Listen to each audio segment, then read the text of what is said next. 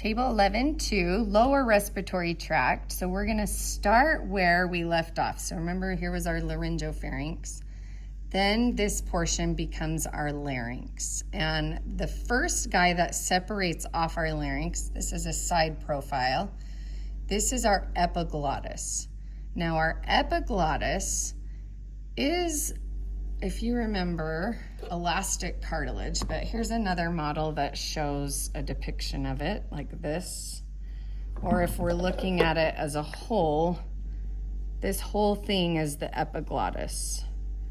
Now, I don't really believe this model is entirely accurate because I don't think our epiglottis is flappy like this. What I think is that as our glottis, as we swallow, this will come up to the epiglottis to close off our larynx.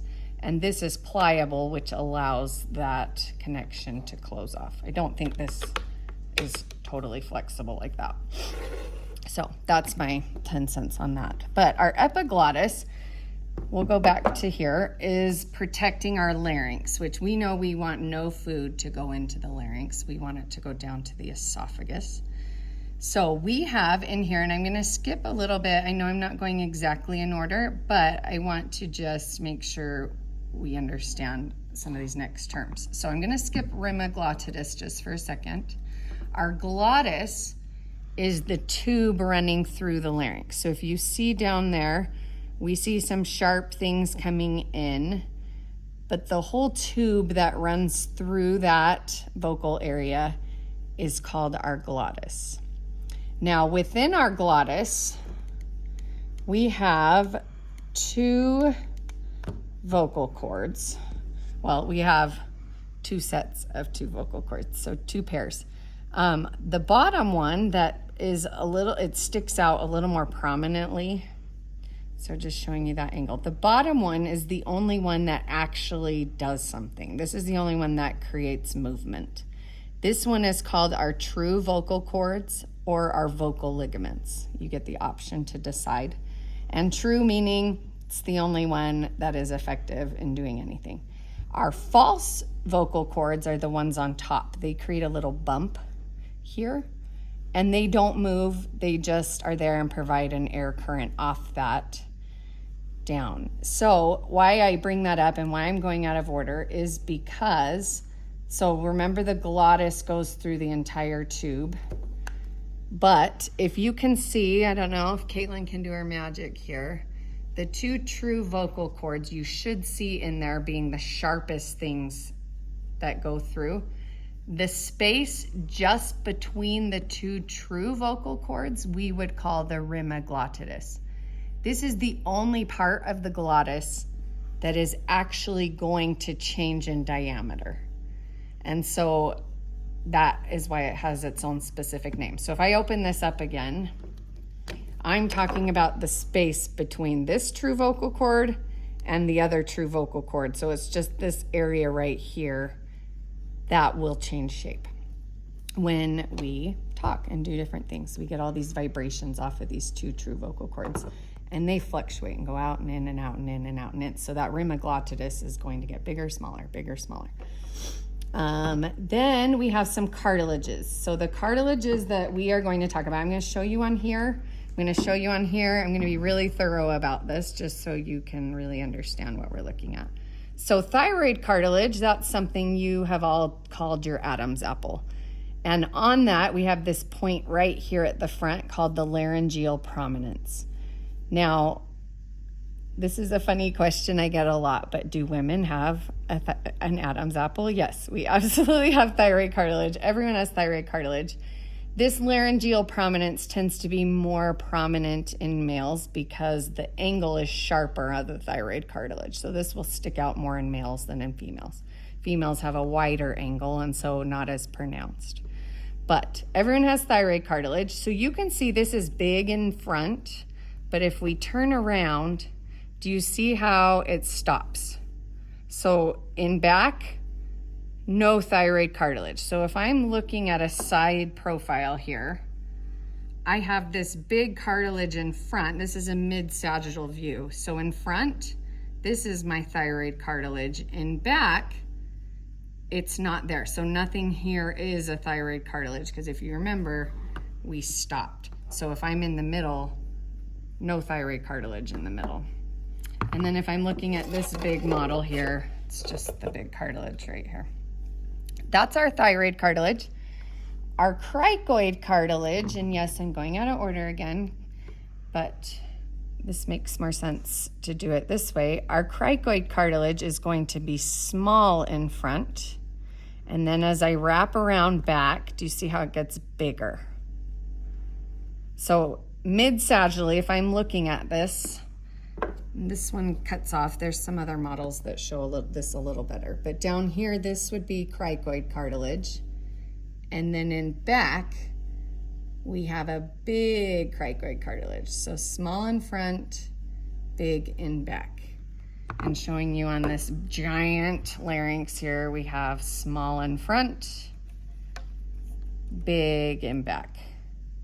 And our last two cartilages that we're gonna learn are bilateral, which means we're not gonna see them on a mid-sagittal view at all, because down the middle, I'm gonna miss them. So the first two here, these are called the arytenoid cartilages. And then we have the tips of those are called corniculate cartilages. So we're not gonna see it on the mid-sagittal view again, but we would see it on this view here. We can see there's the arytenoid, and then there's a line right there, and tiny little tip on top is that arytenoid cartilages. And this one, sorry, I said that funny, but this is corniculate cartilage, arytenoid here.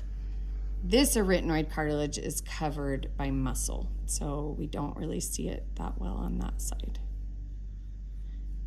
And this model's kind of fun to play with. We do have muscles and ligaments that attach onto these cartilages. So if you pull them, it pulls open our true vocal cords. This is missing our false vocal cords, but you can see those true vocal cords opening. So if you're one who needs to play, come play with this in lab. Moving on, so then after we leave our cricoid cartilage, we are now considered the trachea. So everything above cricoid and above is considered larynx. Once we leave cricoid, we are now trachea. Now on the trachea, we have these tracheal cartilages, which go around 3/4 of the way. And do you see how there's an empty spot here? So they don't go all the way. And if you were in class, and when you're in class, I'm gonna ask you about this, but why is there tracheal cartilage only 3/4 of the way? Well, if we think about it, we have our esophagus running behind. Do you remember we talked about, here's our larynx, trachea, here's our esophagus that's coming back behind. And then what's behind the esophagus? Our vertebrae.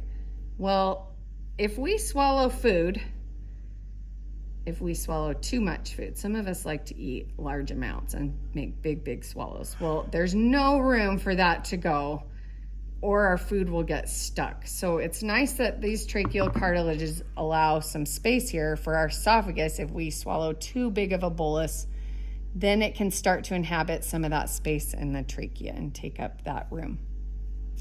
So that is why that is the way it is.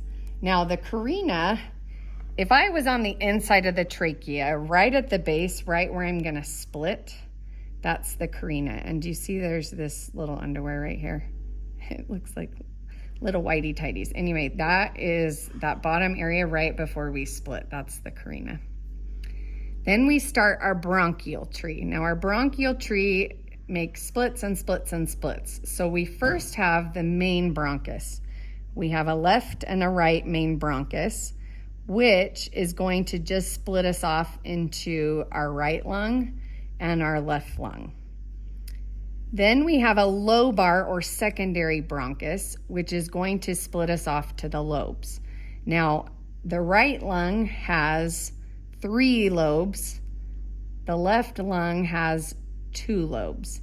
Reason being, do you remember that our heart sits more on the left side? So we have less space in the lung on the left side. So our left one only has 2 lobar bronchus. We have one here and one here. Our right lung, we have 1, 2 kind of in the middle, and then 3 down at the bottom. So 1, 2, and 3, each of those are lobar bronchi. Then we have segmental. Now each color is a segment of one of those lobes. So if you can see, like, this is pink, but do you see how it's like light pink coral and then a darker coral? Each color, even though it's kind of the same family color, is one of those segmental or tertiary bronchi. And then here, here, here, here, here, here. So each color gives us one of those. And then we're gonna get even smaller, but that's on a new table. So this model ends us for 11-2.